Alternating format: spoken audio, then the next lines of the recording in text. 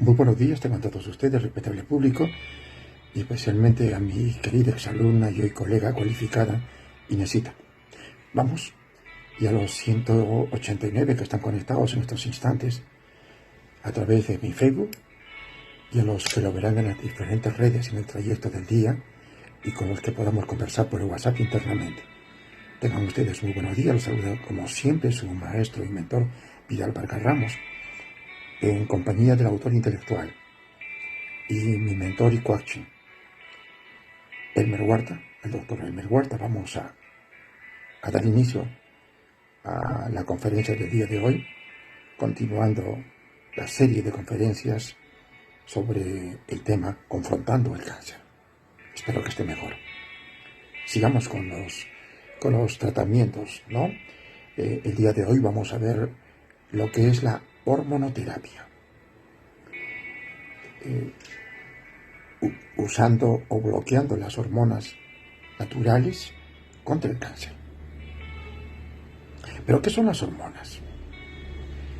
Las hormonas, pues, son sustancias producidas por órganos especializados del cuerpo llamadas glándulas endocrinas, ¿de acuerdo? Y entonces las glándulas endocrinas, entre ellas los ovarios, los testículos, el páncreas, la tiroides, el timo, la paratiroides y las suprarrenales, fabrican sustancias químicas que son vaciadas a la sangre y actúan como mensajeras, que ejercen alguna función determinada. ¿De acuerdo? Por ejemplo, el páncreas produce una hormona llamada insulina, la cual controla el nivel del azúcar de la sangre, promoviendo pues el uso del azúcar por las células del cuerpo. Por otro lado, los ovarios producen dos hormonas femeninas, los estrógenos y la progesterona, que son responsables de los caracteres sexuales femeninos, y los testículos hacen lo mismo en el hombre a través de la hormona masculina o testosterona. Pues bien, entonces las hormonas actúan sobre las células del cuerpo, reconociendo pues ciertos sectores de la membrana celular llamados receptores de hormonas. En otras palabras, para funcionar, las hormonas necesitan obligatoriamente reconocer y pegarse a esos receptores celulares. Como veremos después, esta capacidad de actuar a través de receptores es aprovechada por el tratamiento hormonal del cáncer. Todas las glándulas endocrinas pertenecen al sistema endocrino, y el médico especializado en sus enfermedades es el médico endocrinólogo. En relación al tratamiento del cáncer, las glándulas endocrinas que nos interesan son los ovarios y los testículos, llamados también gónadas, y como dijimos, estas glándulas producen las hormonas sexuales, estrógenos y progesterona en la mujer y testosterona en el hombre. Y lo importante es que estas glándulas no son independientes, sino que están controladas por dos tipos de estructuras cerebrales, el hipotálamo y la glándula hipófisis, llamada también el centro maestro de control glandular. Veamos una breve historia del tratamiento del cáncer, sí, con hormonas. ¿De acuerdo? Entonces, a ver, veamos este tratamiento, o esta breve historia del tratamiento del cáncer con hormonas. Disculpen algunos. A ver.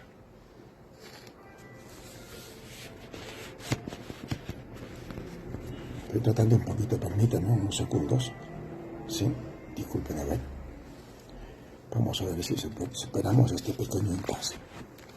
A ver.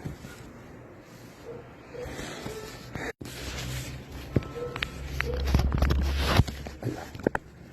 A ver. Les decía que vamos a ver una breve historia del tratamiento del cáncer con hormonas.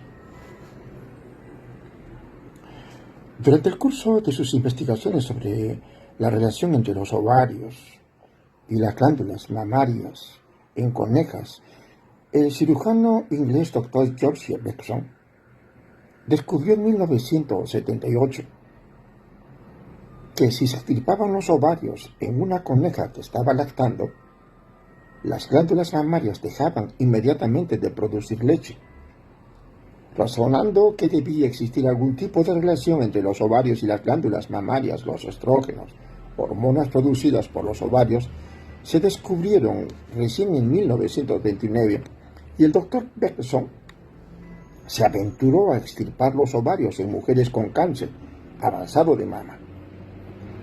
Y a gran asombro de todos, en muchas de esas pacientes se reducía el tamaño del tumor.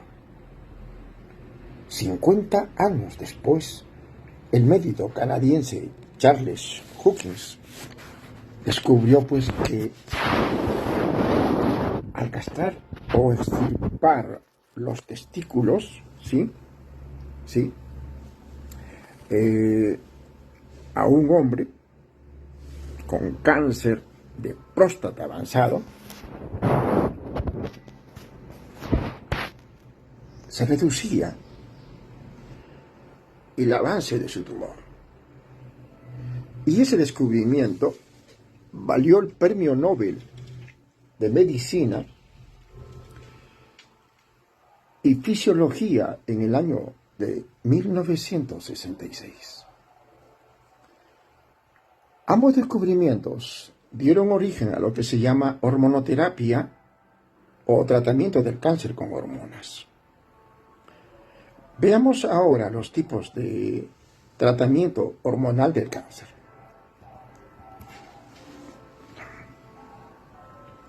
Existen dos tipos de tratamiento hormonal del cáncer. Aquellos que bloquean la acción de las hormonas que actúan sobre las células cancerosas y aquellos que impiden la formación de hormonas que actúan sobre las células cancerosas. Los medicamentos que bloquean la acción de las hormonas son las llamadas antihormonas, las cuales no dejan que las hormonas se peguen a sus receptores hormonales en la superficie de las células cancerosas. Y en este caso, las hormonas se producen en las gónadas, pero no pueden ejercer sus efectos. Es decir, los métodos que impiden,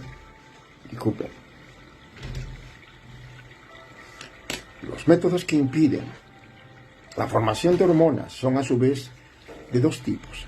Aquellos que usan medicamentos para evitar que las gónadas produzcan hormonas y aquellos más radicales que usan la cirugía para extraer las gónadas, es decir, la castración. Los medicamentos que evitan que las gónadas produzcan hormonas lo pueden hacer a dos niveles: sobre las gónadas mismas y a nivel de la glándula hipófisis en el cerebro. La glándula inteligente que controla la función de las gónadas. El resultado de usar medicamentos que impiden la formación de hormonas, ya sea a nivel gonadal o cerebral, o de castrar al paciente, es que las hormonas desaparecen de la sangre. Básicamente existen dos tipos de cáncer que pueden ser tratados con hormonas: el cáncer de mama en hombres y mujeres y el cáncer de próstata. Adicionalmente, el cáncer de ovario y el cáncer de endometrio o capa interna del útero pueden también ser tratados con hormonas. Y esos tipos de cáncer se llaman hormonodependientes, porque usan las hormonas del mismo modo en que los motores usan la gasolina para funcionar. Veamos el tratamiento hormonal del cáncer de mama. Usualmente el tratamiento hormonal del cáncer de mama se hace después de la cirugía, con la intención de evitar que el cáncer regrese o que haya una recaída. Lamentablemente esta ventaja no puede lograrse en todos los casos de cáncer de mama pues depende de la presencia de los llamados receptores hormonales en las células cancerosas. Los ovarios producen dos tipos de hormonas, estrógeno y progesterona, las cuales tienen una acción estimulante directa sobre las células cancerosas. Pero como se descubrió recién en 1973, no todas las células cancerosas tienen pues la capacidad de ser estimuladas por las hormonas. Y aquellas células malignas que tienen receptores a esas hormonas, ya sea estrógenos, células ER positivo o a progesterona celular PR positivo, tendrán mayor probabilidad de responder a las hormonas, mientras que aquellas que carecen de receptores células ER y PR no lo harían. ¿De acuerdo? Vamos entrando al tema de la hormonoterapia con mayor profundidad. ¿Ok? Existen, aproximadamente el 75% de los tumores malignos de mama son ER positivo, 65% de los cuales son también PR. Se calcula que aquellos tumores que son ER positivo y PR positivo tienen un 60% de probabilidades de responder a un tratamiento hormonal, mientras que los tumores que son ER y PR solo responden en 5% a 10% de los casos. ¿Visto esto? Veamos cuáles son los principales medicamentos hormonales que se usan en el tratamiento del cáncer de mama. El bloqueo del efecto hormonal, el famoso tamoxifeno. El tamoxifeno es un antiestrógeno que se usa desde hace aproximadamente 40 años y que ha demostrado que puede prevenir la reaparición del cáncer en el mismo seno después de una operación, y que puede reducir pues en 40% el riesgo de desarrollar cáncer en el otro seno. El tamoxifeno actúa bloqueando los receptores de estrógenos en las células cancerosas, impidiendo de este modo que esta hormona estimule el crecimiento de la célula maligna, por lo que solo debe darse en mujeres que tengan tumores con receptores positivos de estrógenos ER positivo. El tamoxifeno puede ser administrado a mujeres que tengan cáncer antes o después de la menopausia. Y este medicamento se toma en pastillas o se usa durante 5 años, aunque recientes investigaciones refuerzan la idea de que se tome hasta por 10 años. Como cualquier medicamento, el tamoxifeno tiene efectos secundarios, siendo el más delicado y felizmente raro la posibilidad de que la mujer desarrolle un cáncer de endometrio o capa interna del útero. Es por eso que toda mujer que toma tamoxifeno debe hacerse ecografías del útero periódicamente para descartar la posibilidad de que se esté desarrollando una alteración del endometrio. En la actualidad, se está investigando la posibilidad de que el tamoxifeno se pueda usar para prevenir el cáncer de mama en mujeres que aún no tienen cáncer, pero que tienen un muy alto riesgo de desarrollar enfermedad, como por ejemplo en aquellas que tengan los marcadores genéticos, el BRCA1 y el BRCA2, y que tengan una fuerte historia familiar. En los próximos años se esperan los resultados de varios estudios al respecto.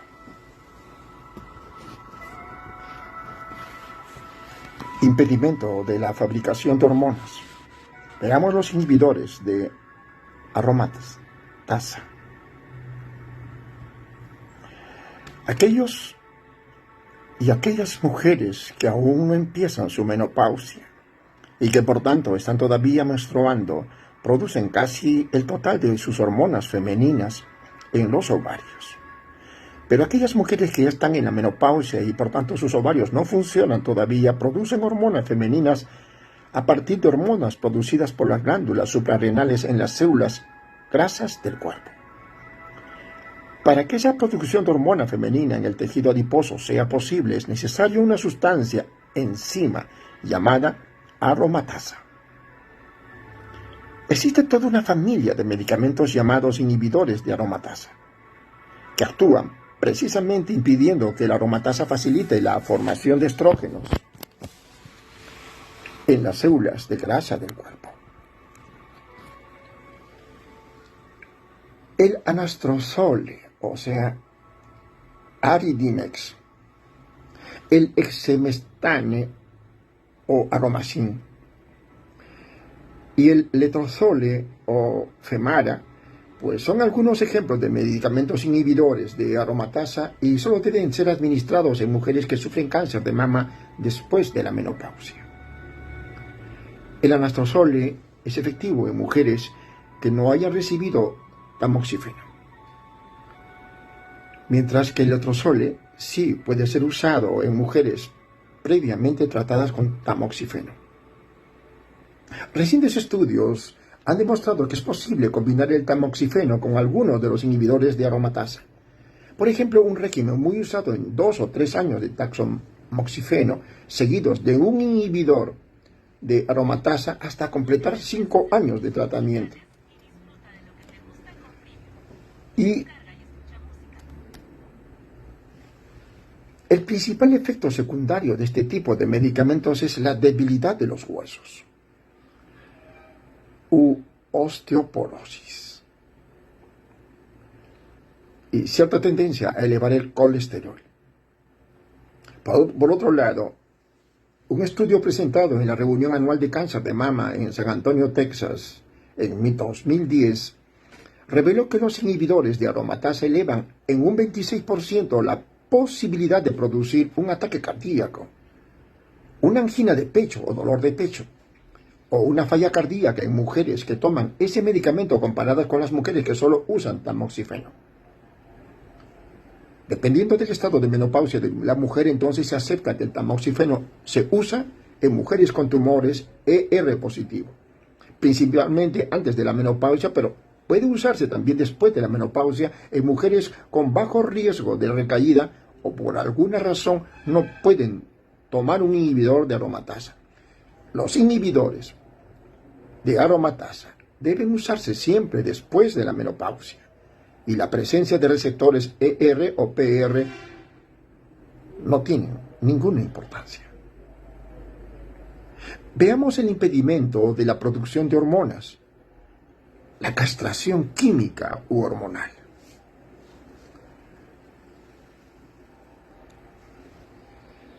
Sabiendo que los ovarios no son glándulas autónomas, sino que dependen de la estimulación de la hipófisis a través de hormonas llamadas FSH u hormona estimulante de los folículos y LH u hormona luteinizante, ¿sería posible entonces bloquear la producción de hormonas en los ovarios, bloqueando la actividad de la glándula hipófisis? Esto se hace con familias de medicamentos que bombardean la hipófisis con señales que terminan por bloquear la producción de FSH y LH, con lo que los ovarios dejan de funcionar. Estos medicamentos son los llamados análogos de GnRH y el más usado es el Goserelin o Soladex, que se usa obviamente en mujeres que sufren el cáncer antes de la menopausia. Tal como se ha explicado, lo que esta medicación produce en realidad una menopausia prematura.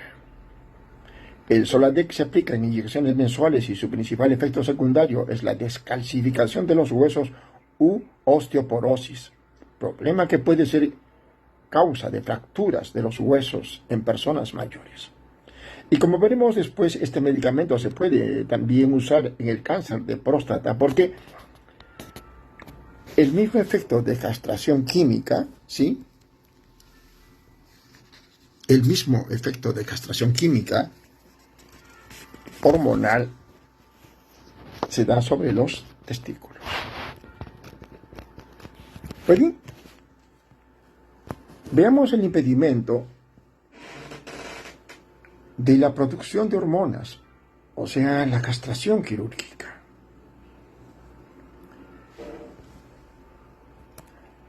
La operación para extraer ambos ovarios se llama castración. Y este método puede aún usarse en dos situaciones. Cuando la mujer no desea recibir inyecciones mensuales durante un número prolongado de años o cuando la mujer tiene un alto riesgo de desarrollar cáncer de mama. El caso de la actriz Angelina Jolie ilustra esta segunda opción. Ella tenía mutaciones genéticas del BRCA1 y del BRCA2 y una fuerte historia familiar de cáncer de mama que elevaban su riesgo de sufrir cáncer de mama en un 85% en el transcurso de su vida. A los 38 años, además de haberse extraído ambos senos, está planeando extraerse también los ovarios porque no solo se eliminaría el estímulo hormonal de estos órganos sobre cualquier resto del tejido mamario que pueda haber quedado después de la operación, sino que también eliminaría la posibilidad de desarrollar cáncer de ovario, una situación muy frecuente en mujeres con esa mutación genética e historia familiar. Veamos ahora el tratamiento hormonal del cáncer de próstata. Antes permíteme un poco de líquido vital, por favor.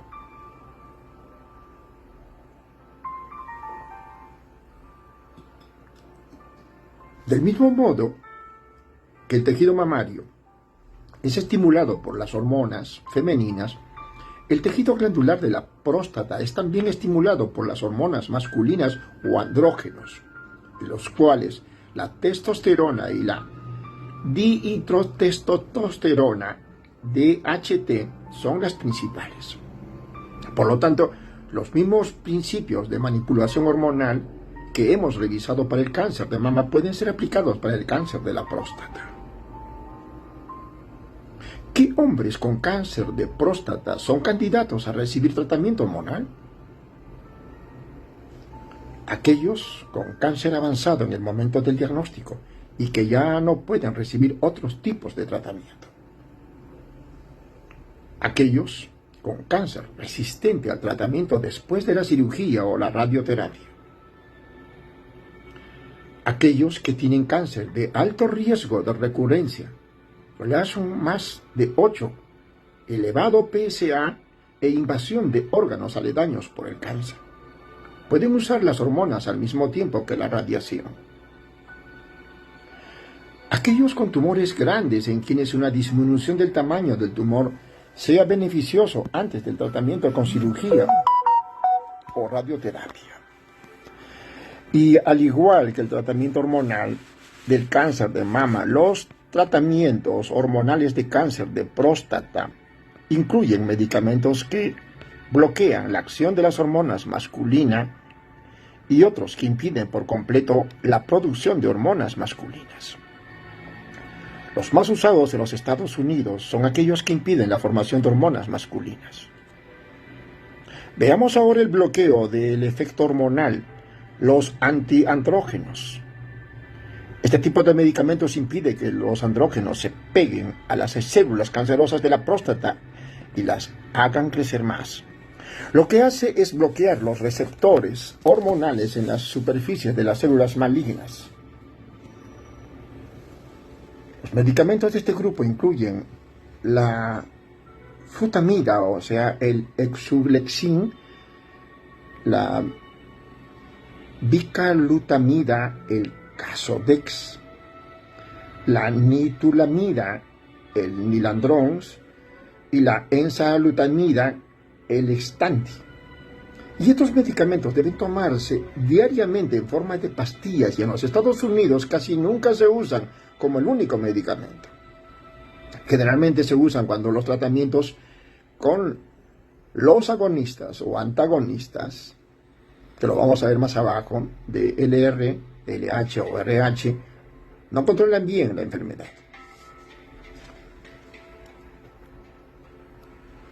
En la actualidad se está investigando el uso de antiandrógenos como medicamentos de primera línea, en reemplazo pues de la extirpación de los testículos u orquictomía. o agonistas o antagonistas del LH-RH en el tratamiento del cáncer de próstata. Hasta hace algunos años se usaban los estrógenos u hormonas femeninas en el tratamiento del cáncer de próstata. En la actualidad su uso está casi abandonado, excepto en aquellos casos en que ninguno de los tratamientos anteriores demuestran pues efectividad. Los efectos secundarios de los estrógenos son formación de coágulos y crecimiento de las glándulas mamarias. Veamos el impedimento de la producción de andrógenos, la castración quirúrgica, arqueectomía. La más efectiva, aunque también la más radical, es la operación para extraer los testículos. Obviamente este tipo de tratamiento cuenta con mucha resistencia por parte del paciente, básicamente porque no acepta la idea de perder sus testículos y vivir con el escroto vacío. Por increíble que parezca, muchos hombres aceptan este tipo de tratamiento definitivo cuando se enteran de que pueden usar prótesis de silicona que remedian perfectamente bien la presencia de sus testículos. Veamos ahora el impedimento de la producción de andrógenos, la castración química u hormonal. Para entender cómo actúan los medicamentos que causan castración química u hormonal, es preciso conocer cómo se produce la testosterona en los testículos, hormona que, como hemos visto, estimula el crecimiento del cáncer de próstata. ¿Ok? Y entonces, los testículos no son glándulas independientes en su producción de testosterona, sino que están controlados por las glándulas hipófisis en el cerebro a través de una hormona llamada hormona luteinizante o LH. En otras palabras, la LH de la hipófisis actúa sobre los testículos y los estimula para que produzcan testosterona. Pero a su vez, la hipófisis tampoco es independientemente, sino que produce LH a través del estímulo de una hormona llamada hormona liberadora de hormona luteinizante. LH-RH. Por sus siglas en inglés, una hormona producida por una región cerebral llamada hipotálamo.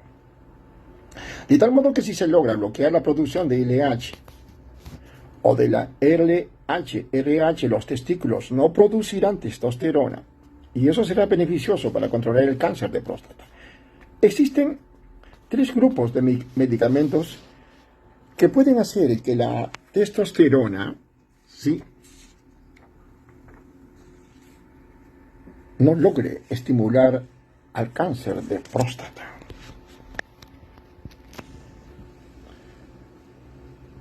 Toma nota. Aquellos medicamentos que bloquean la acción de la testosterona sobre la próstata son medicamentos antiandrógenos. Aquellos que favorecen la formación de una enorme cantidad de LH-RH, que paradójicamente hace que la hipófisis no produzca LH. Y estos son los llamados agonistas de la LH-RH. Agonista es lo opuesto a antagonista. Es decir, un agonista es el que favorece algún tipo de acción, y en este caso la producción de LH-RH. Aquellos que impiden la producción de LH-RH, por tanto hacen que la hipófisis no produzca LH. Estos son los antagonistas de LH y RH, o sea que bloquean su producción. Veamos los agonistas de los liberadores de la hormona luteinizante LH y RH, siendo químicamente muy parecidas a la LH-RH, por eso se llaman agonistas.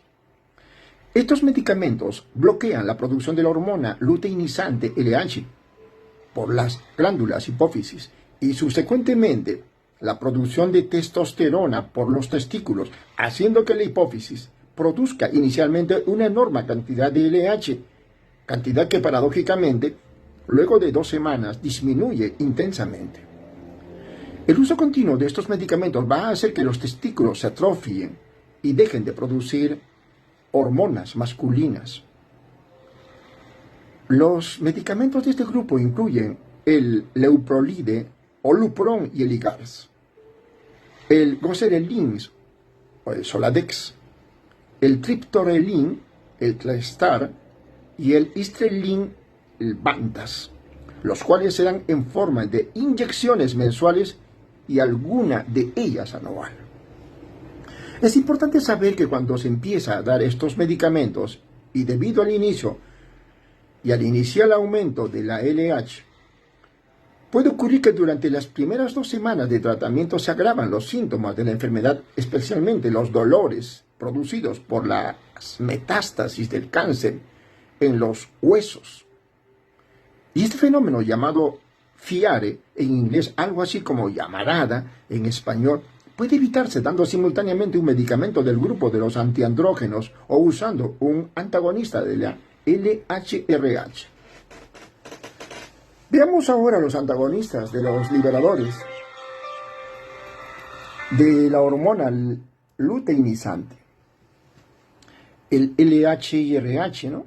Y estos medicamentos que químicamente se oponen a la acción de la LHRH, por eso se llaman antagonistas. Y también bloquean la producción de hormonas estimulantes a nivel de la glándula hipófisis, pero por otro mecanismo. Lo que hace es bloquear los receptores de LH y RH en la hipófisis, con lo que esta glándula ya no produce la hormona luteinizante LH que es necesaria para que los testículos produzcan andrógenos.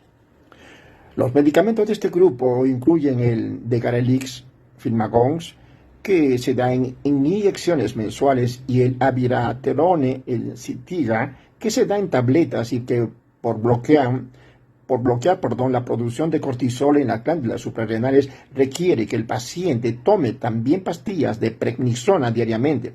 Y estos medicamentos, a diferencia de los agonistas de LRH, actúan más rápidamente y no causan el efecto llamarada FLARE. Veamos el tratamiento hormonal del cáncer del endometrio. El útero es el órgano que sirve para albergar al huevo, al que se convierte en embrión y luego en feto. El útero sufre, de acuerdo a su localización, 2 tipos de cáncer. El de la cervix, o sea, el cuello del útero, y el del endometrio. El cáncer de endometrio puede beneficiarse en ocasiones del tratamiento hormonal. En ciertas condiciones, especialmente cuando el cáncer de endometrio es avanzado, se pueden usar diversos tipos de hormonas en su tratamiento, entre ellas el tamoxifeno y los agonistas LH y RH, Goserelin o Soladex, y Leuprolide o Lupron. Incluso después de haberse hecho la oophorectomía bilateral, o sea, la extirpación de los 2 ovarios, muchos pacientes con cáncer de endometrio pueden beneficiarse de los inhibidores de aromatasa anastrozole, o sea, el Aridimex, Exemestane, Aromacin y el Letrozole Femara. En resumen, hemos visto entonces que es posible usar las propias hormonas, tanto masculinas como femeninas, en este tratamiento del cáncer. Esto es muy importante como concepto porque nos ilustra que parte de la solución del problema del cáncer puede estar dentro de nuestro propio organismo.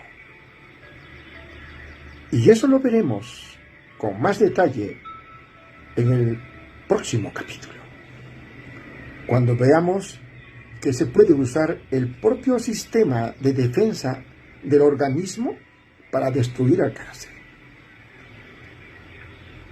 Mientras hacemos una pausa de unos segundos, aprovecho para saludar a Mari Lauri Charles. Gracias, amiga, por estar viéndome y aprendiendo juntos. siempre en estas conferencias totalmente gratuitas para ayudar a tantos seres humanos que en estos instantes están en una lucha entre la vida y la muerte, pero con esperanza de ayudarlos a vencer al cáncer. Permíteme un poco de líquido vital.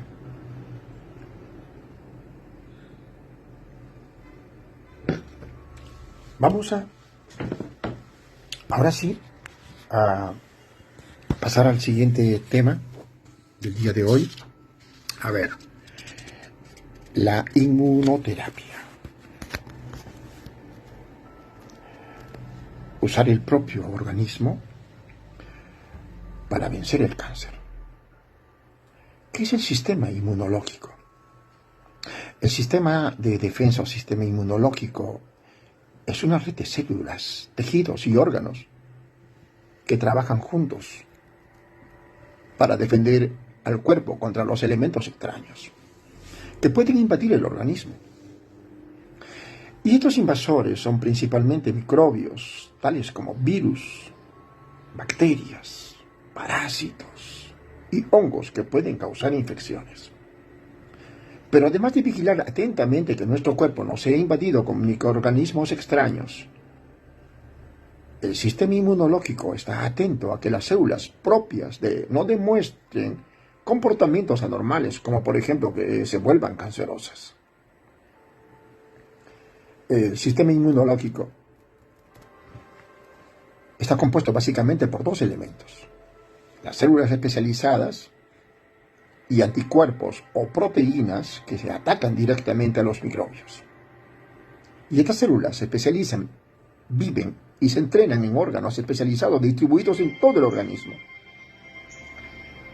Los órganos del sistema de defensa son las amígdalas,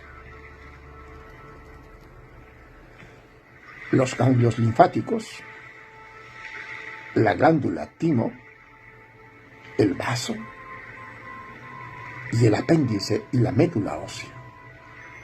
En esos órganos, las células especializadas fabrican productos o armas especializadas que sirven para defender al organismo. Para seguir con esta analogía de guerra, entre comillas, voy a referirme a la descripción que hace el sistema de defensa del Instituto de Investigación del Cáncer. Los agentes de inteligencia, entre comillas, son las células dendríticas, que son células especializadas que están continuamente vigilando los tejidos del organismo y se dan cuenta si en algún momento se produce una invasión por elementos extraños. Además de darse cuenta de que se está produciendo una invasión, las células dendríticas dan la primera información sobre las características de los invasores a las células T, ayudantes CD+4, para que éstas coordinen la defensa. Los comandantes, entre comillas, del sistema de defensa son las recién mencionadas células T, ayudantes CD+4,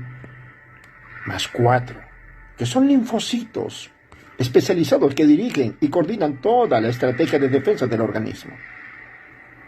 Y estas células reconocen al enemigo y dan información especializada a los linfocitos B y a las células T asesinas CD+8, que lo vamos a ver más abajo, para que éstas empiecen a fabricar armas anticuerpos y ataquen directamente al enemigo.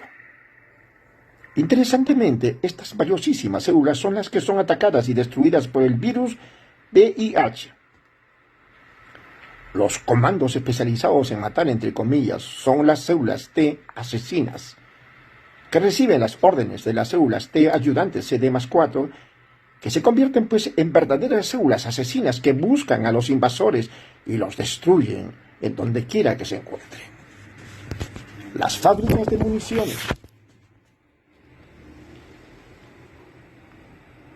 son los linfocitos B, que son células que al recibir instrucciones de las células T ayudantes CD+4 empiezan a fabricar sustancias especializadas llamadas anticuerpos.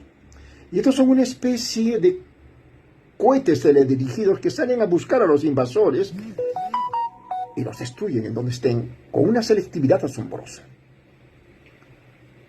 Las municiones, entre comillas, son los anticuerpos o sustancias proteicas fabricadas por los linfocitos B, que son fabricadas a la medida, entre comillas, de los invasores. Es decir, los anticuerpos son específicamente fabricados para destruir solo al enemigo, respetando al resto de las células y tejidos. El sistema de comunicaciones, entre comillas, está dado por unas sustancias especializadas llamadas citoquinas, que cumplen el papel de mensajeros, entre comillas, y comunican a los diversos componentes del sistema de defensa. El Ministerio de Defensa, entre comillas, está dado por unas células especializadas llamadas células T reguladoras, que son las que regulan que la respuesta del sistema de defensa sea ordenada y no haga más daño que el que deba hacer. Visto así, podemos darnos cuenta de que lo que llamamos a secas sistema de defensa, entre comillas, está en realidad compuesto por muchos tipos de células y sustancias especializadas que en conjunto forman un complejo sistema con doble función. Primero, controlar los conflictos externos, o sea, las infecciones, y los conflictos internos, el cáncer. Veamos a continuación los tipos de inmunoterapia. Permítame.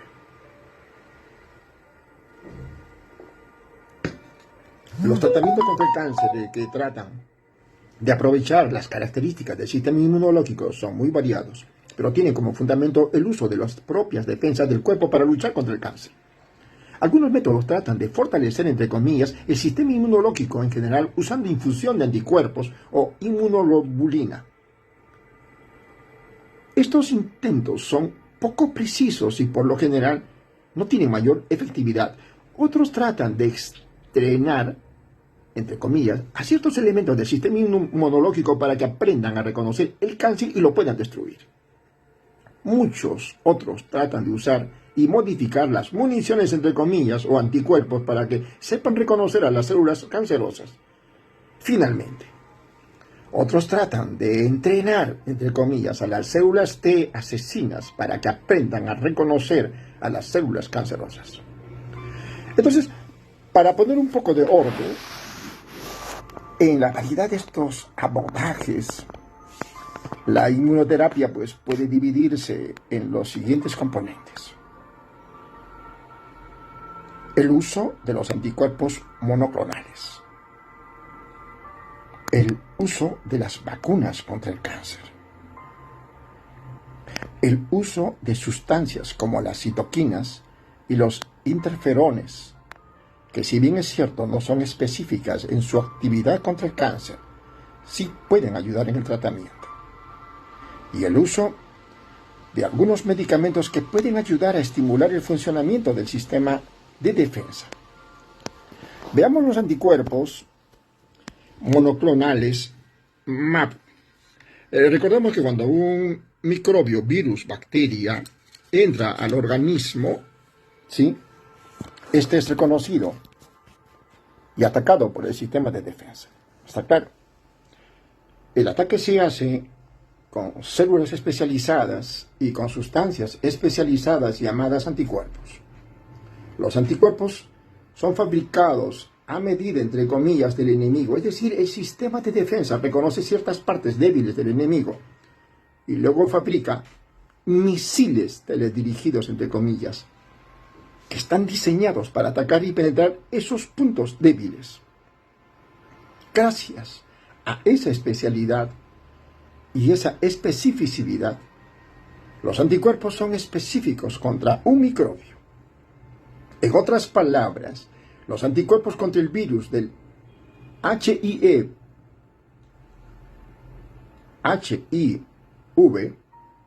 por ejemplo, son diferentes a los que se producen contra la bacteria que produce la tuberculosis. Y estos son diferentes de los que atacan al virus de la gripe. ¿Se imagina qué útil sería fabricar anticuerpos artificiales que aprendan a reconocer ciertas partes débiles, entre comillas, de las células cancerosas y las destruyan? Pues eso es lo que hacen los anticuerpos monoclonales. Son anticuerpos de una sola clase. Mono significa uno solo y clon significa clase, que se producen artificialmente en el laboratorio y que están dirigidos a alguna parte especial de la célula cancerosa para llevar a cabo alguna misión de destrucción. Veamos los objetivos del tratamiento con anticuerpos monoclonales. Facilitar la destrucción de la célula cancerosa. Detener el crecimiento de la célula cancerosa. Permitir el diagnóstico del cáncer. Esos objetivos se consiguen acoplando alguna sustancia, como por ejemplo un medicamento de quimioterapia o una sustancia radioactiva al anticuerpo monoclonal. Una vez fabricado el anticuerpo monoclonal cargado entre comillas con la quimioterapia, por ejemplo, este es dirigido a algún tipo de célula cancerosa, la cual reconoce el anticuerpo, lo deja entrar como un verdadero caballo de Troya y se destruye. En el caso del diagnóstico, eso se hace marcando entre comillas un anticuerpo monoclonal con una sustancia radioactiva que tiene afinidad por algún tipo específico de cáncer. Al pegarse al tumor, este puede ser detectado con el uso de alguna máquina que detecta la radiación. Veamos los tipos de anticuerpos monoclonales. Existen dos tipos de anticuerpos monoclonales, los conocidos como monoclonal antibodies o MAB, por sus siglas en inglés, desnudos y conjugados. Los MAB desnudos son aquellos que son puros, que no contienen ninguna sustancia pegada a ellos. Por su parte, los MAB conjugados son aquellos que tienen pues alguna otra sustancia pegada a ellos, por lo que se lo puede comparar a caballitos de Troya, entre comillas, que sirven para llevar esas sustancias al interior de las células cancerosas. Los anticuerpos monoclonales desnudos. El alemtuzumab Campap es un MAB que se pega a una zona débil, entre comillas, de la célula cancerosa llamada CD52. Una vez pegado a esa zona, las células T asesinas reconocen a las células cancerosas y las destruyen. Este medicamento es útil en cierto tipo de cáncer llamado leucemia linfocítica crónica. El trastuzumab Herceptin es un MAB que reconoce y se pega al receptor HER2-Neu de la célula cancerosa de la mama. El HER2-Neu del inglés Human Epidermis Growth Factor Receptor 2 es una proteína pues que permite el crecimiento de la célula cancerosa.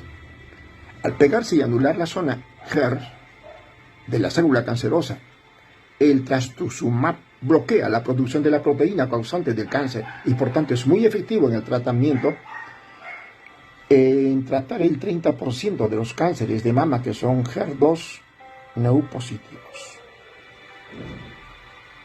Veamos los anticuerpos monoclonales conjugados.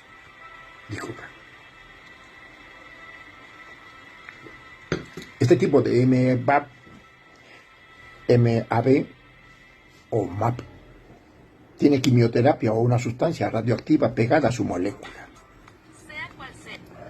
Una vez identificado el área débil de la célula cancerosa, el MAP penetra y transporta la sustancia radioactiva o la quimioterapia al interior de la célula cancerosa y la destruye.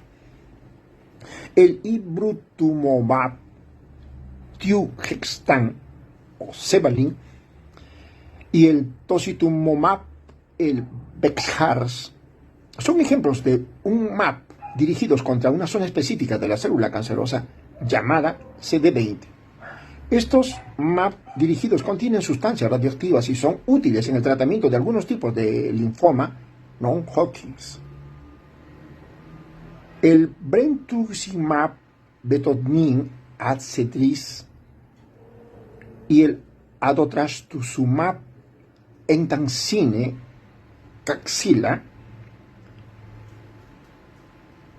son los dos únicos MAP conjugados con quimioterapia aprobados por la Administración de Alimentos y Medicamentos FDA, por sus siglas en inglés, para su uso en los Estados Unidos, y el Brexutimab vedotin está dirigido a la zona CD30 de la célula maligna y lleva la quimioterapia MMAE y es útil en el tratamiento de la enfermedad de Hodgkin y algunos tipos de linfoma non-Hodgkin.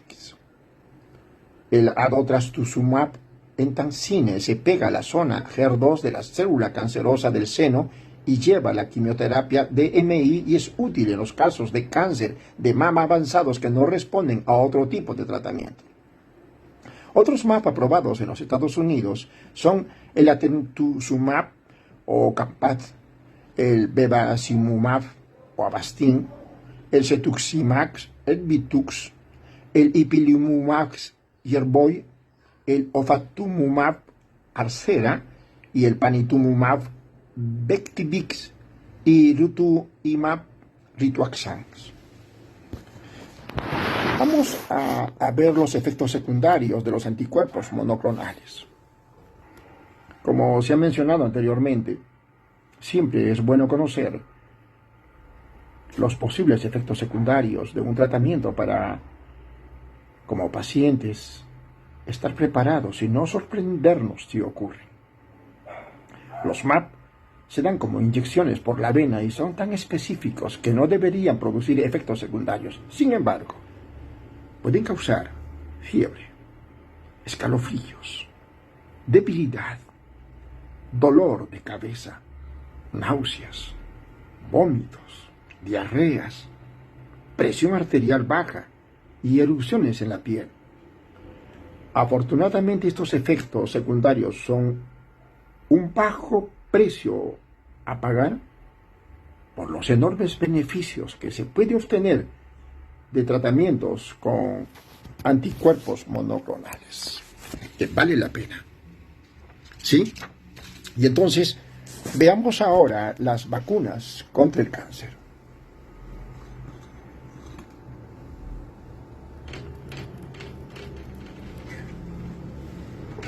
Existen dos tipos de vacunas contra el cáncer. Aquellos que ayudan a prevenirlo, que son vacunas profilácticas, y aquellas que ayudan en el tratamiento del cáncer, vacunas terapéuticas. Veamos con las vacunas profilácticas contra el cáncer. Las vacunas profilácticas son básicamente aquellas que están dirigidas contra los virus papiloma humano, VPH, y los que están dirigidos contra el virus de la hepatitis B. Las vacunas contra los VPH, papiloma humano, son dos: el Gardasil y el Cervarix, que protegen los VPH 16 y 18, causante del 70% de los casos de cáncer del cuello del útero. La diferencia entre esas dos vacunas es que el Gardasil protege además contra los VPH 6 y 11, causantes de las verrugas genitales. La vacunación contra la hepatitis B previene la hepatitis B, enfermedad que es responsable del 80% de los casos de cáncer del hígado en el mundo. Al prevenir la hepatitis B se está previniendo indirectamente el cáncer de hígado. Veamos las vacunas terapéuticas contra el cáncer. Estos medicamentos son muy diferentes a las vacunas profilácticas contra los virus. En las vacunas profilácticas se usan virus muertos o atenuados para que el cuerpo, al reconocerlos, desencadene una respuesta inmunológica de tal magnitud que genere una enorme cantidad de anticuerpos y que, aprovechando la capacidad de memoria que tiene el sistema inmune, el organismo quede en guardia ante una futura invasión por el verdadero virus. En las vacunas terapéuticas se combinan parte de la estructura de una célula cancerosa con células inmunológicas normales para que estas últimas no solo aprendan a reconocer las células cancerosas, sino que puedan enseñarle al sistema inmunológico cómo reconocer y eliminar a las células cancerosas. Por ejemplo, en la única vacuna terapéutica aprobada en los Estados Unidos, el Sipuleucel-T-Provenge, que está dirigido contra el cáncer de próstata, lo que se hace es lo siguiente. Se extrae células de defensa del cuerpo del paciente con cáncer de próstata. Estas células son manipuladas en el laboratorio para transformarlas en células dendríticas. Son las células que en nuestra analogía de guerra en la página 171 o en la conferencia que dimos y las que vamos a precisar más adelante, llamamos agentes de inteligencia, entre comillas. Estas células dendríticas transformadas se exponen a una sustancia llamada fosfatasa ácida prostática PAP, la cual ayudará a reconocer células cancerosas. Las células dendríticas marcadas con PAP son inyectadas lentamente en la vena del paciente que sufre de cáncer, que inicialmente donó las células, y el proceso se repite 2 veces más con 2 semanas de diferencia, total de 3 infusiones. Esas células dendríticas, transformadas y marcadas con PAP, les enseñan a otras células de la defensa a reconocer a las células de cáncer de próstata. Las reconocen por su contenido de PAP y las destruyen. Si bien es cierto que este tratamiento no cura el cáncer, ha demostrado que puede extender la vida de algunos pacientes con cáncer de próstata avanzado. De todas maneras, lo que se llama prueba de concepto, entre comillas, está demostrada. La vacuna funciona y solo es cuestión de perfeccionarla. Se están haciendo experimentos para usar células tumorales enteras o partes de células cancerosas antígenos para preparar otros tipos de vacunas terapéuticas. Pero aún es muy temprano para ver si funcionarán o no. Otro ejemplo es el Gavax, una vacuna tumoral que usan células enteras de cáncer de páncreas.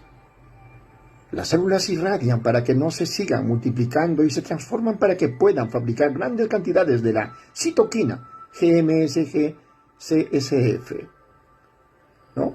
Al ser usadas junto al anticuerpo monoclonal Ipilimumab Yervoy, se ha demostrado que pueden extender la sobrevida de los pacientes afectados de ese tipo de cáncer. Veamos las citoquinas, los interferones y otros mensajeros químicos que regulan el cáncer. El tercer tipo de abordaje que se usa en la inmunoterapia para luchar contra el cáncer, los otros 2 son los recién descritos anticuerpos monoclonales y las vacunas contra el cáncer, en el que se aprovecha de sustancias químicas naturalmente presentes en las células que regulan el sistema de defensa, y entre ellas se destacan las citoquinas. Y un tipo muy útil de estas son los interferones. Las citoquinas, perdón. Las citoquinas son esas sustancias químicas que cumplen el rol de mensajería entre las diversas células y componentes del sistema inmunológico. ¿De acuerdo? Las citoquinas controlan el crecimiento y las actividades celulares importantes, tales como la regulación del fenómeno de inflamación y la formación de los diversos elementos de la sangre. Las interleuquinas son un tipo de citoquinas que cumplen importantes funciones de regulamiento de crecimiento y actividad de los glóbulos blancos. En 1992, la interleuquina 2 IL-2 fue el primer tratamiento de inmunoterapia aprobado por la FDA para ser usados en cáncer de riñón y posteriormente en casos avanzados de un tipo de cáncer de piel llamado melanoma maligno. En la actualidad se han fabricado artificialmente sintetizado otros tipos de interleuquinas como la IL-7, la IL-12 y la IL-21, y estas sustancias se administran mediante inyecciones y se pueden dar en combinación con quimioterapia o con interferones, que lo vamos a ver más adelante. Sus principales efectos secundarios se parecen a los de una fuerte gripe. Hay fiebre, hay dolor, después de todo el cuerpo y el dolor de cabeza. Puede también dar náuseas, ¿sí? Vómitos, diarreas y baja presión arterial. Hay una técnica mediante la cual se puede preparar linfocitos asesinos con IL-2 o virus modificados. Y en esta técnica se extraen células T asesinas 7+8, linfocitos asesinos entre comillas, del paciente con cáncer. Y estas células son preparadas ya sea con IL-2 o con versiones modificadas de virus como el VIH para enseñarles, entre comillas, cómo reconocer al cáncer que afecta al paciente. Luego de obtener los linfocitos asesinos adiestrados, estos se clonan y se vuelven a inyectar en el paciente para que busquen las células cancerosas y las destruyan. Recientemente se reportó que una niña con leucemia aguda tratada con esta técnica no presentaba signos de leucemia un año después del tratamiento. Veamos ahora los interferones IFN. Este tipo de citoquinas tiene un importante papel en la defensa contra las infecciones por virus y en el proceso de reconocimiento y destrucción de células cancerosas. Existen 3 tipos de interferón: alfa, beta y gamma. Solo el de tipo alfa tiene uso en la lucha contra el cáncer. El interferón alfa, IFN alfa, ha demostrado utilidad en estimular a las células de la defensa en reconocer y destruir células de los siguientes tipos de cáncer: leucemia, mieloide crónica, leucemia de células peludas, el linfoma no Hodgkin folicular, el linfoma cutáneo de células, de cáncer de riñón, melanoma y sarcoma de Kaposi. Los efectos secundarios del interferón alfa son parecidos a los de otras citoquinas. Veamos el factor estimulante de colonias de granulocitos y macrófagos GM-CSF. Este largo nombre pertenece a un tipo de citoquina que tiene una función muy importante. Estimula la producción de glóbulos blancos de tipo granulocito. Y los granulocitos son un tipo de glóbulo blanco que destruye a las bacterias y son muy útiles en la defensa contra las infecciones bacterianas.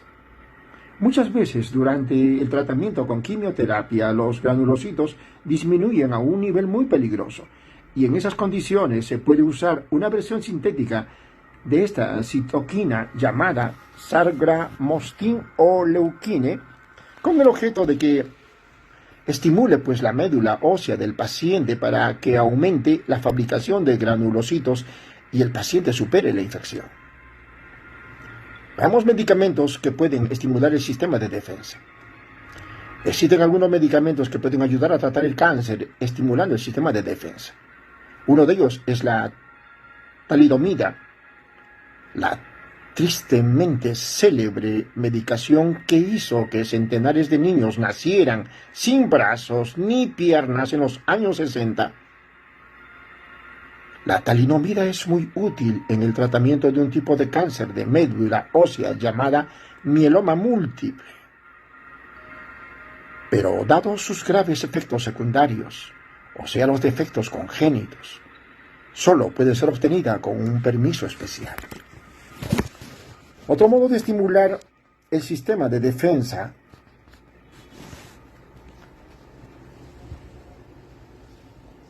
es mediante el bacilo de Calmette-Guerin, que es una bacteria relacionada al bacilo de Koch,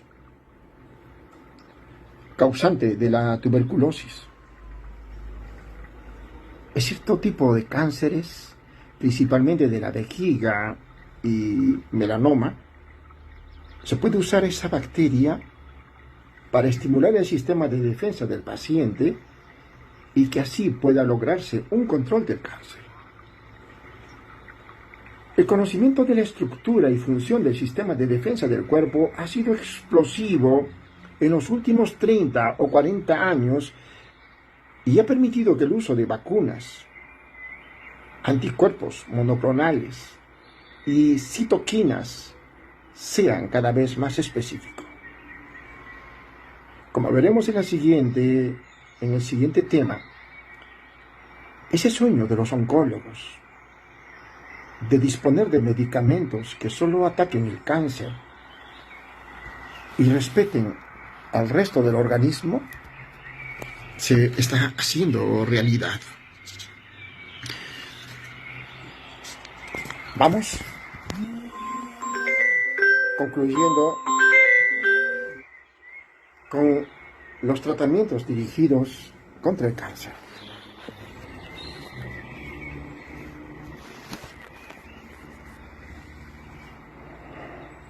Balas, entre comillas, dirigidas a las células cancerosas. Una de las grandes desventajas de la quimioterapia es que además de matar las células malignas, tienen el principal inconveniente de destruir las células sanas. ¿Se imaginan que se desarrolle un tipo de tratamiento tan certeramente dirigido a la célula cancerosa que el medicamento solo pueda atacar la célula maligna y respetar la célula normal? Para desarrollar este tipo de medicamento es imprescindible que primero aprendamos acerca de los secretos químicos, entre comillas, del desarrollo del cáncer, que acabamos de verlo. Es decir, que podamos entender los mecanismos por los cuales las células normales se vuelven malignas, las alteraciones genéticas que llevan al desarrollo del cáncer. ¿Cómo es que la célula maligna se divide? ¿Cómo es que promueve la formación de vasos sanguíneos para alimentarse? ¿Cómo logra evadir el control normal de reproducción y de muerte natural que tiene las células normales? ¿Cómo es que logra evadir los controles celulares y formar metástasis?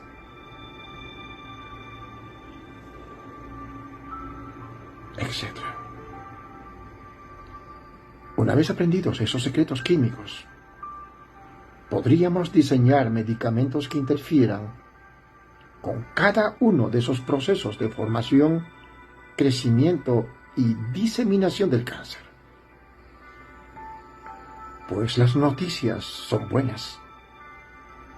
Desde el principio de los años 90 se han venido desarrollando más y más de esos medicamentos, los cuales, por ser tan dirigidos, entre comillas, a ciertos procesos químicos de las células cancerosas, respetan en gran medida a las células sanas. Se espera que en el futuro el tratamiento médico oncológico siga este camino, el de descubrir nuevos y más certeros medicamentos dirigidos contra el cáncer. Los procesos químicos de las células cancerosas, que son el blanco de los tratamientos dirigidos, se llaman blancos moleculares. Por lo que muchas veces este tipo de tratamiento dirigido del cáncer es también llamado terapia molecular dirigida, entre comillas, o terapia molecular del cáncer, entre comillas. debido a que estos medicamentos actúan sobre los procesos biológicos de crecimiento, reproducción y diseminación de las células cancerosas. Se les llama medicamentos biológicos. Dado que muchos de estos medicamentos de formación, crecimiento y diseminación del cáncer tienen que ver con el sistema de defensa del cuerpo, muchos de los nuevos medicamentos dirigidos han sido ya revisados en el capítulo de inmunoterapia del cáncer. Sin embargo, existen áreas de investigación relativamente independientes del sistema inmunológico que están dando ya frutos y serán el foco de este capítulo. Veamos el tipo de tratamientos dirigidos del cáncer. Existen 3 tipos de abordaje en el tratamiento dirigido del cáncer. Los medicamentos que actúan inhibiendo las enzimas necesarias para la división y el crecimiento celular. Las enzimas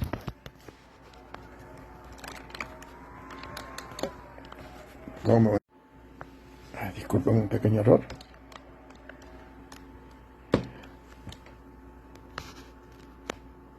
Vamos. Estamos por culminar las conferencias. Sí. Espero que no se nos vaya el internet. Bueno. Las enzimas, decía, son sustancias que facilitan las reacciones químicas dentro de las células. Veamos los medicamentos que actúan impidiendo que las células cancerosas puedan formar arterias y venas para alimentarse. Y se ha visto que una de las primeras cosas que hacen los tumores es formar venas y arterias para tener su propio suministro, entre comillas, de sangre.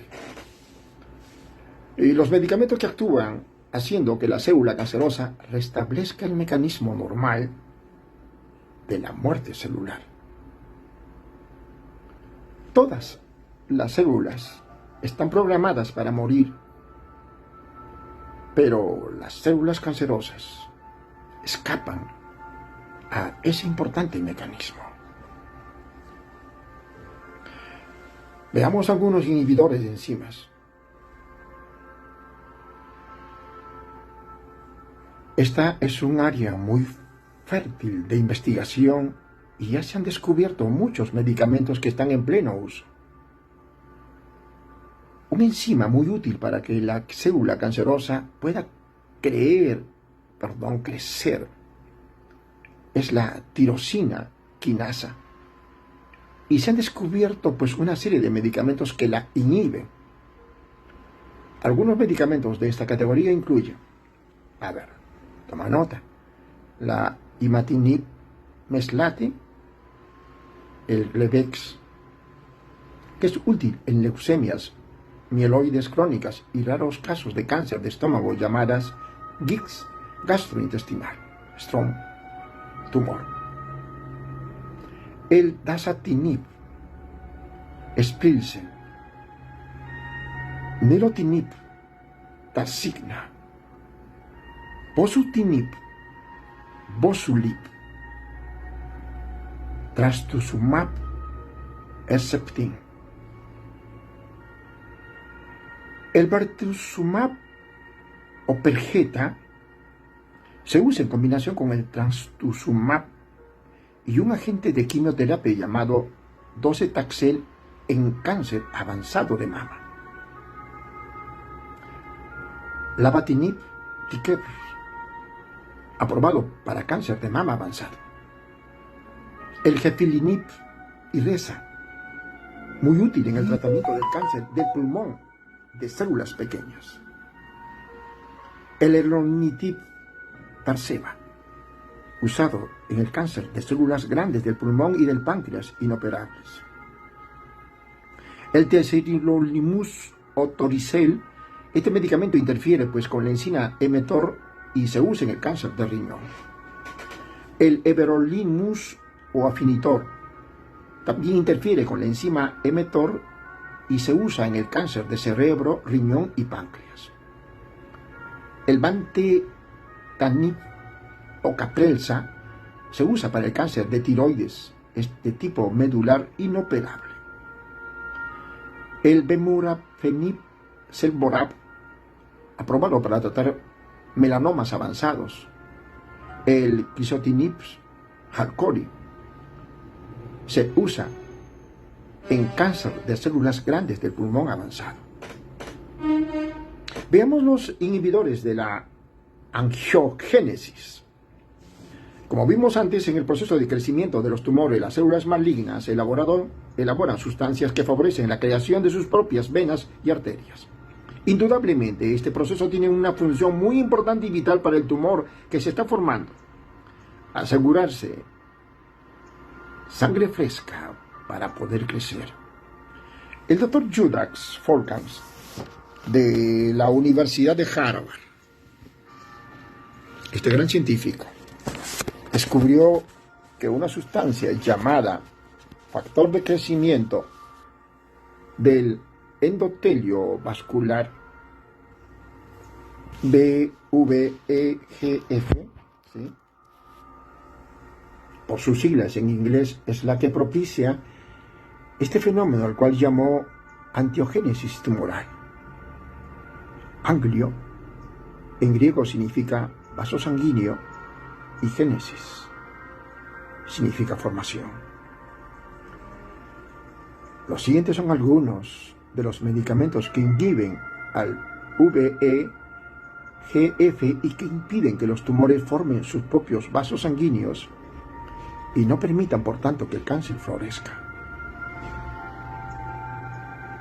Bevacizumab Avastin se usa en el cáncer de cerebro de tipo glioblastoma, en cáncer de pulmón, de células grandes y cáncer de colon y de riñón avanzados. El Sivarivercept Saltrap se usa en el cáncer de colon avanzado. El Sorafenib Nexavar, aprobado para el tratamiento del cáncer avanzado del riñón. El Sunitinib Sutenus, aprobado para el tratamiento del cáncer avanzado de riñón, cáncer de estómago tipo GIST, que no responde al imatinib, y para un tipo inoperable de cáncer de páncreas llamado neuroendocrino. Pazopans Botriens, aprobado para el tratamiento del cáncer avanzado de riñón y sarcomas de tejidos blandos avanzados. Regorafenib Estibarga, aprobado para el tratamiento del cáncer avanzado de colon. Cabozantinib Cometrix, aprobado para el tratamiento del cáncer avanzado de la medular de la tiroides. Veamos los inductores de la apoptosis.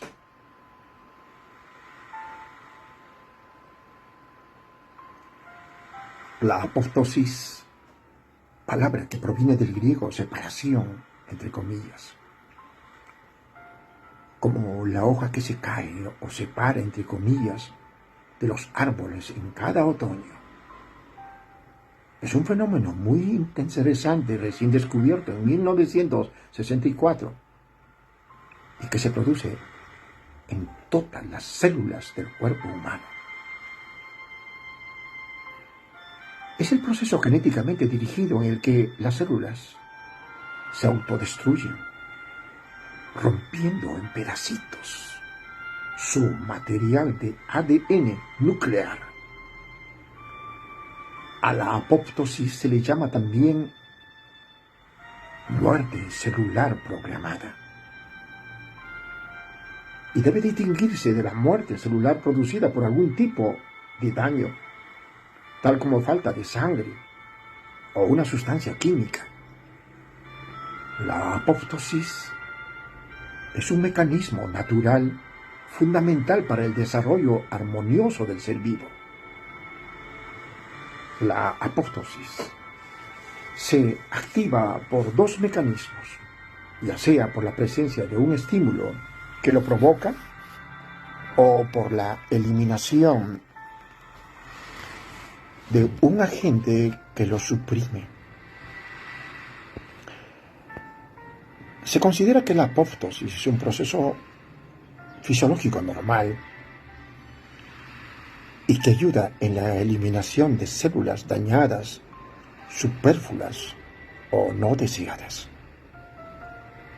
Los tejidos controlan el número de células que contienen con el mecanismo de apoptosis. Las células viejas se van destruyendo y las células nuevas se van formando. Lo que caracteriza al cáncer es que las células pierden esa capacidad de autodestruirse y se vuelven inmortales. Al no morir, se van dividiendo continuamente y eso forma el tumor. Se conocen ya algunos mecanismos químicos que convierten en inmortales a las células cancerosas. Y se han diseñado algunos medicamentos que son capaces de devolverle a la célula cancerosa su capacidad de autodestruirse. Algunos de esos medicamentos denominados inductores de la apoptosis son los siguientes: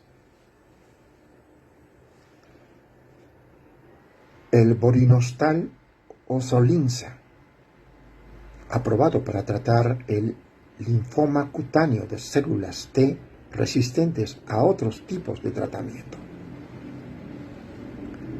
El romidepsin o histodax, aprobado para tratar el linfoma cutáneo de células T resistente a otros tipos de tratamiento.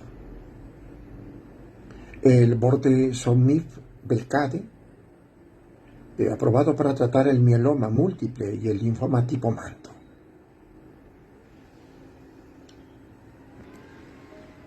El carfilzomib Kyprolis, aprobado para tratar mieloma múltiple que ya no responde al Velcade.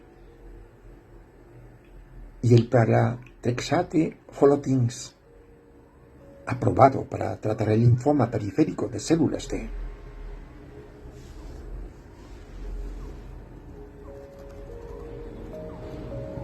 No hay duda de que la ciencia le está descubriendo sus secretos al cáncer.